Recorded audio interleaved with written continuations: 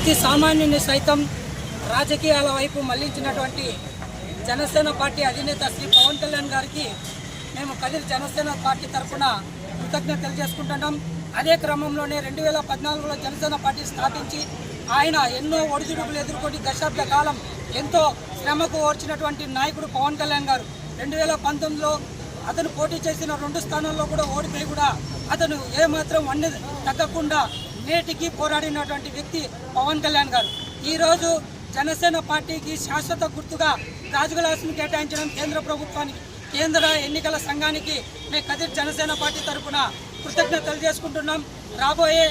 ఈ సార్వత్రిక ఎన్నికల్లో కాకుండా రాబోయే సార్వత్రిక ఎన్నికల్లో కూడా జనసేన పార్టీ గాజు గ్లాసు గుర్తు ప్రజల్లో ఒక ప్రపంచనాన్ని సృష్టించే విధంగా ఉంటుందని మేము కదిరి జనసేన పార్టీ తరఫున తెలియజేసుకుంటూ జై జనసేన, పవన్ కళ్యాణ్ గారి నాయకత్వం. దశాబ్దం కాలం నుంచి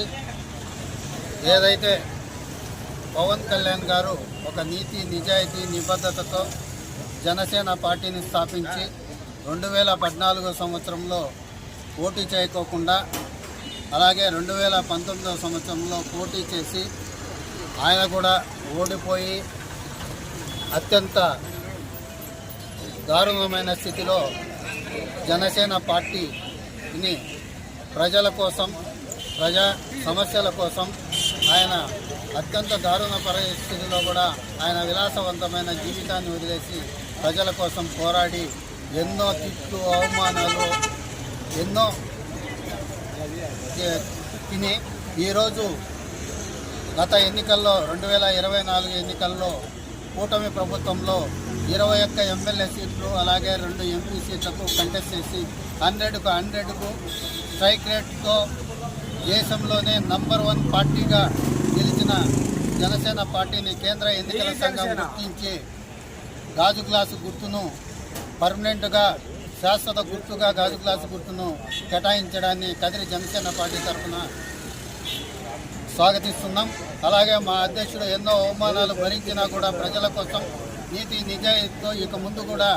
ఇదే గాజు గ్లాసు సింబల్తో ప్రజల్లోకి వెళ్తామని, అలాగే గాజు గ్లాసు గుర్తును ప్రజలకు తెలియజేస్తామని చెప్పి తెలియజేస్తున్నాం. అలాగే నీతి నిజాయితీతో మా పార్టీ ఎప్పుడూ ప్రజల పక్షమే వహిస్తుంది, ప్రజా సమస్యల మీద పోరాడుతుందని చెప్పి తెలియజేస్తున్నాం. గత 10 సంవత్సరాల నుంచి మా అధినేత అయితేనేమి, మా పార్టీ కార్యకర్తలైతే, నాయకులైతేనేమి, వీరమహిళలైతేనేమి ప్రతి గ్రామానికి కూడా గాజు గ్లాసు సింబల్ను చేర్చడం కూడా జరిగింది. అలాగే ఈరోజు అధికారంలో ఉండి కూడా ఆయన ఉప ముఖ్యమంత్రి పదవిని అనుభవిస్తూ కూడా ఈరోజు ఆయన జేబులో నుంచి 15 కోట్ల రూపాయలు ఆయన